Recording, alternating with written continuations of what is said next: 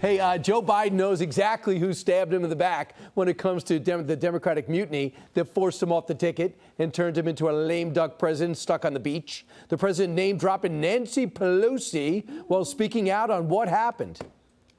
What happened was a number of my Democratic colleagues in the House and Senate thought that I was going to hurt them in the races.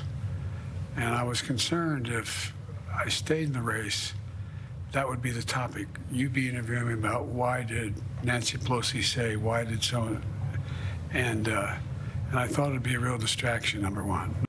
All right, you don't want to distract anybody. And there might be more to the Biden bailout story than what Joe is letting on. Nancy Pelosi isn't even sure if President Biden wrote his "I won't drop out" letter.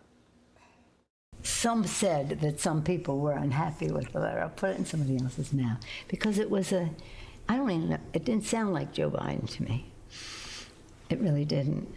So I think what she's referring to is the fact that Joe Biden's told it, unless the almighty comes down, he's staying in the race.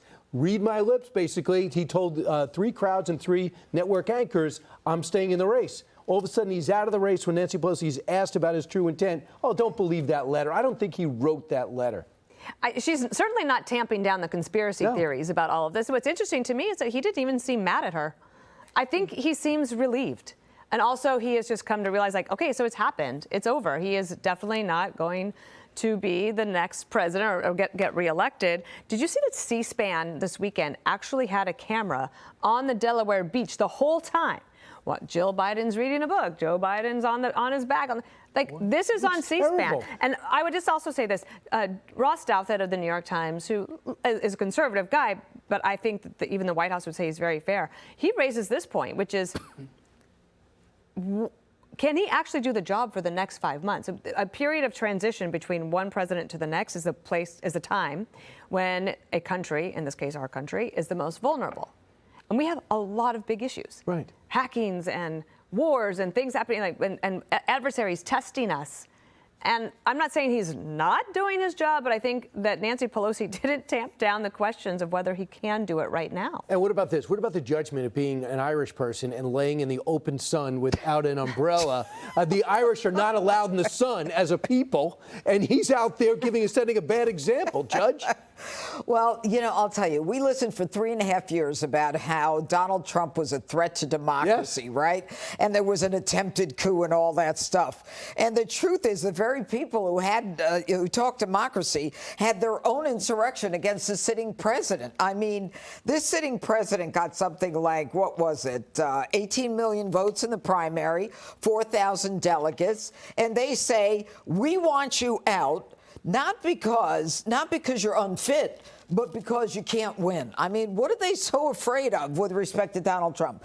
But I think that the way the thing is drawn out is very interesting.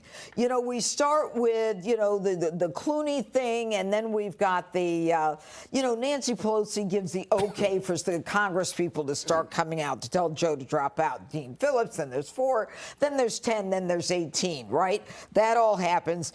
And then all of a sudden, Biden refuses. And then she comes out and she says, that doesn't sound like a letter that Joe wrote. What is her insinuation? Is the insinuation that Joe's not really doing the work, everybody? This is something where someone else is writing the letters because he's unfit. And in the meantime, they've got him over a barrel. How do I know that? Because right in the middle of this, all of a sudden, the Department of Justice that has been protecting Hunter Biden for years, letting the statute of limitations run out, the statute of limitations run out on the worst of the tax years, not even charging him with being a foreign agent in a foreign country and all this money laundering, all the charges. All of a sudden, they find this oligarch who is I believe it's a Romanian oligarch who did business, gave $3 million to Hunter Biden. It's the closest that they got to Joe Biden in all of the investigations. And the Republicans have been talking about it. But now the Department of Justice is squeezing him by the short hairs at this point. Now what you've got is the prosecution going after his son. You've got her saying, you know, this really isn't a letter that Joe wrote. And then on Morning Joe Tuesdays before, she says, it's all up to him now. And then he's out. Harold, we're still not getting the truth. It's not that he can't win, it's he can't do the job, because obviously he was only trailing Trump, even despite that terrible debate, by 2 or 3 points in these battleground states and in the national polls. Everybody can come back from that. He even didn't even have his convention yet. So I differ. I think he absolutely can serve the last 5 months. He just got Evan and Paul Whelan released. He sent a nuclear sub to the Middle East to help to deter and help our friends. But do you think we get the wrong men? Do you think they're being honest with us? The answer to my question is a resounding yes, and he continues to prove it. Evan would not have been released. Paul would not have been released without him being at the top of the ticket, without him being the leader in the White House. But first up, let's just step back for a sec. I take him at his word. The down ballot pressure for Democrats after the debate, there's no question. When I talked on this set, the debate, I didn't believe it was going to, what the result was going to be what it was, but the debate was the most important and dispositive thing we've seen in this race. But it's not that he did bad, it's just that he couldn't do it. He froze, he blanked, his brain went blank. So what are you guys so mad about? The Democrats, we picked another nominee. If you want to pick another nominee, do it. Well, do it through the primary system. Look, if I said to the guy that sits in this chair last week, if I had your argument, I'd interrupt me too. You should pick another nominee if you don't like your nominee. The debate made it possible for us to do that. Now, I've said this many times. I love this movie, Goodfellas. But Judge, you called him a wuss after the debate. Greg, my pal, you called it elder abuse, what we were doing to him. You know what? We listened, and we got ourselves another nominee. Now, after the primaries are done. But it doesn't matter. Are you saying you didn't know before the debate that the guy didn't have his wits about him? The absolute answer is that. Finally, before the debate, 2/3 of the country didn't want Trump or Biden. And guess what? Democrats got to it quicker. And you know who told us this would happen?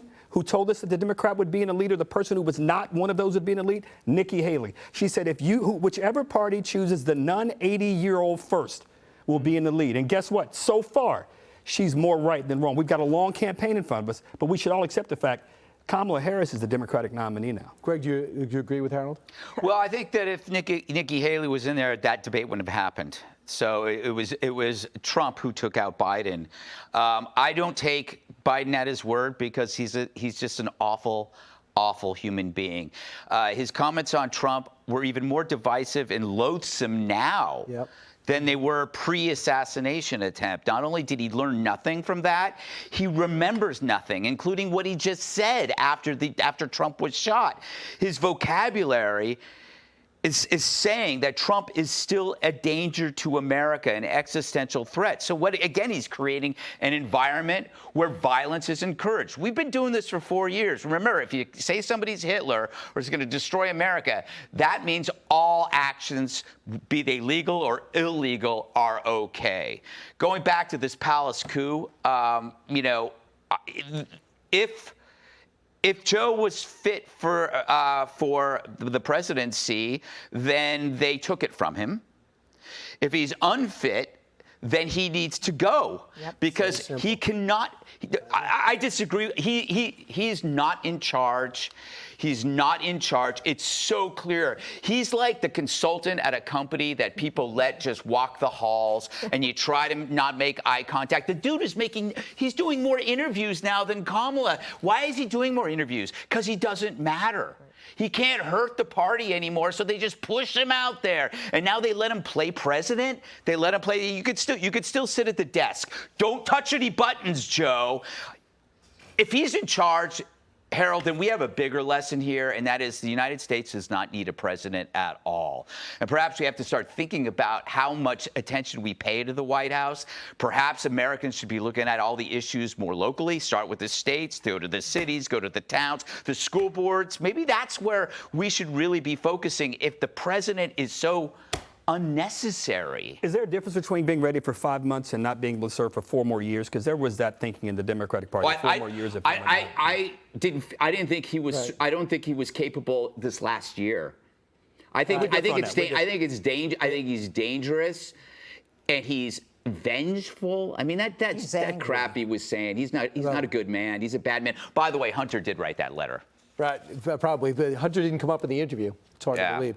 Meanwhile, straight ahead. The AWOL scandal is getting worse. More members of Tim Walz's former unit are coming forward to say how he abandoned them and stole the valor.